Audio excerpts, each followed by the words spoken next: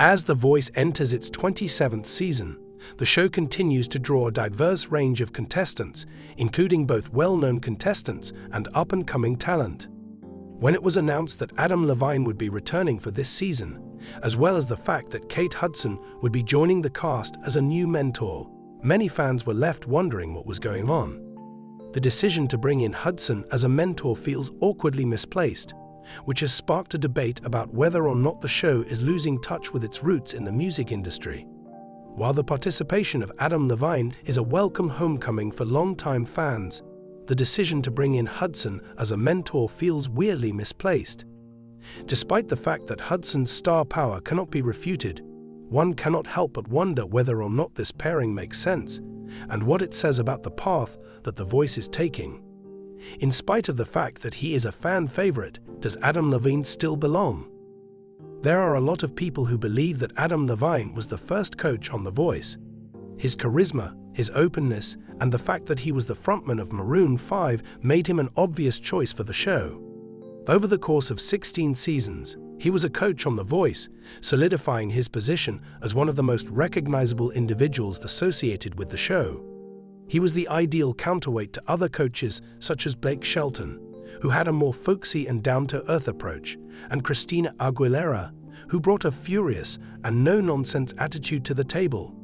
His ability to foster youthful talent and his coaching style that was both enthusiastic and nurturing made him the perfect coach.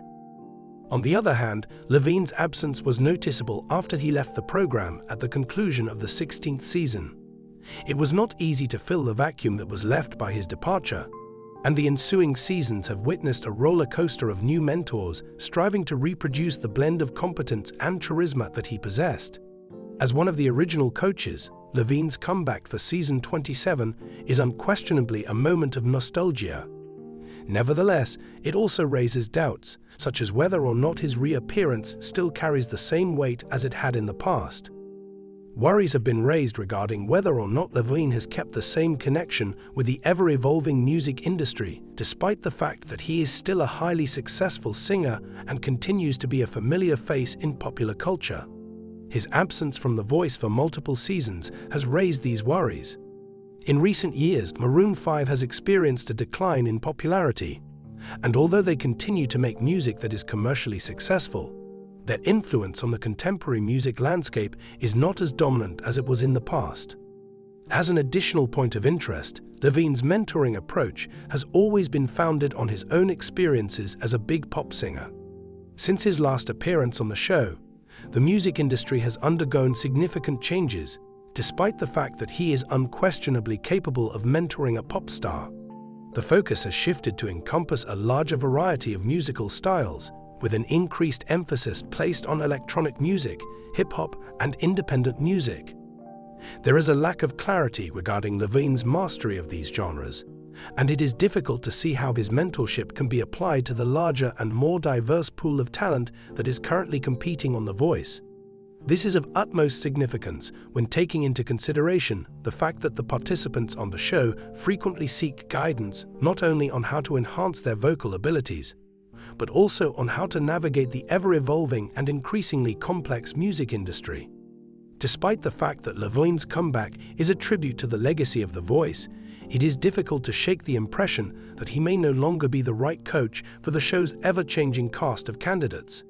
His relationship with the contemporary environment of pop music appears to be rather detached, and one wonders whether his function as a mentor will resonate with a younger generation of artists who are more open to merging genres. In addition to that, there is Kate Hudson. The fact that Hudson has transitioned into the role of a mentor on The Voice raises more than a few eyebrows, despite the fact that she has garnered broad acclaim via her work as a great actor and producer. It is a strange choice to hire Hudson as a coach since, despite the fact that she is unquestionably a well-known figure, the most of her career thus far has been created in the realm of film and television, rather than in the realm of music. Since acting and music are two very different worlds, Hudson's experience in one does not necessarily make her an expert in the other. It is true that she starred in the film Almost Famous, and her performance as a singer in the film garnered her recognition. However, acting and music are two very different worlds. When it comes to the presence of Hudson as a mentor on The Voice, the most obvious problem is that she does not have the same level of experience in the music industry as other mentors, such as John Legend, Blake Shelton, or Gwen Stefani, who bring to the table. It is possible that Hudson has experimented with music as part of her acting roles. Nevertheless, this does not constitute the kind of practical expertise that is essential for providing guidance to younger musicians who are just starting out. The candidates on The Voice require mentors who are able to provide genuine and actionable guidance on a variety of topics, including vocal technique, performance style, and how to navigate the ruthless nature of the music industry. It is undeniable that Hudson is an authority in certain areas due to the fact that she has achieved success in the entertainment industry. She is aware of the challenges that come with being a public person, including the expectations that come with celebrity and the challenges that come with managing the business side of the entertainment industry. None of that, however, is immediately applicable to the specific requirements that an aspiring singer who is attempting to make a name for themselves in the music industry must fulfill. The fact that Hudson has not been directly involved in the music industry for a significant portion of her career places her at a disadvantage when compared to mentors who have spent their entire careers working inside the industry. However, Hudson may be able to provide guidance on performance aspects. It is also possible that her presence raises the question of whether or not The Voice is moving toward a format that is more celebrity-driven. This is a troubling move for a show that has traditionally taken pride in its music-focused mentorship, since the choice to bring in someone like Hudson might be interpreted as an indication of a rising emphasis on celebrity power rather than experience in the music industry. The presence of Hudson does not appear to be anchored in the objective of assisting up-and-coming musicians in achieving success in the music industry, despite the fact that it is undoubtedly entertaining to watch celebrities in a different light. The ability of The Voice to combine up-and-coming talent with mentors who have not only achieved commercial success, but have also been extensively engaged with the music industry has always been one of the show's primary assets to this day. The awareness that the mentors have of what it takes to navigate the profession, to perform at the greatest level, and to develop a career in a market that is competitive has always been the source of the synergy that exists between the contestants and the coaches. As a result of Adam Levine's return to the program and Kate Hudson's hiring as a new mentor, the trend towards celebrity-driven decisions is more visible than it has ever been before. There is a discernible gap between mentors who are able to provide guidance that is both practical and industry-specific, and those who may merely provide a flashy celebrity perspective. This is a hazardous move for The Voice, which is attempting to widen its appeal by utilizing non-traditional mentors in order to push the boundaries of what is possible. There is a possibility that this will result in a compromise between the show's authenticity and its entertainment value, and the long-term repercussions on the show's relevancy are still currently unknown.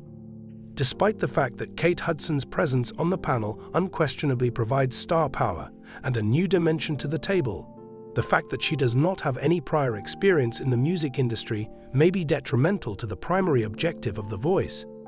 In a similar vein, the reappearance of Adam Levine may create feelings of nostalgia, but it also raises doubts about his continued relevance in a music landscape that is undergoing tremendous change. The two of them together constitute a mentor partnership that is more concerned with putting on a show than it is with developing raw talent and offering ideas that can be put into practice in the industry. At the end of the day, it leaves fans questioning whether The Voice is moving away from its core focus on skill in the music industry, and instead focusing on celebrity culture that is more mainstream. As The Voice enters this new era, the question that remains is whether or not these new mentors are actually ready to assist the next generation of music stars in achieving success, or whether or not the program is losing sight of what made it so influential in the first place.